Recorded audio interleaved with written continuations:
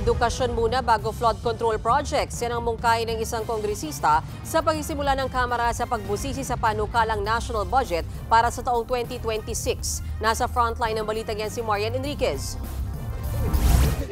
Yung semento rito.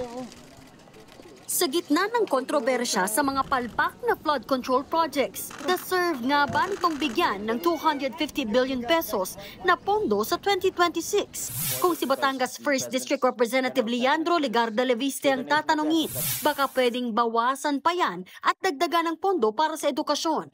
Iminungkahi niya yan sa unang araw ng deliberasyon sa panukalang pambansang pondo para sa 2026. If the House allocates much of this 250 billion pesos plus of flood control projects, let's say, for the sake of argument, 200 billion pesos of it, to, let's say, half education spending and half lower taxes.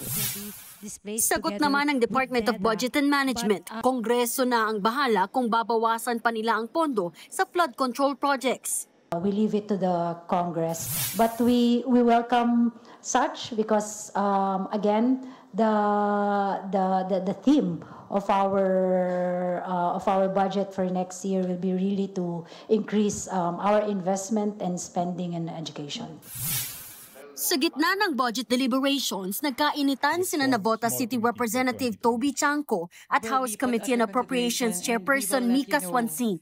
Agad kasing humingi si Chanco ng kopya ng mga report ng small committee na nakatoka sa paglikom at pagresolba ng amendments o pagbabago noong 2025 budget deliberation. Gusto raw makita ni Chanco kung alin ang nabawasan at nadagdagan sa kopya ng House General Appropriations Bill.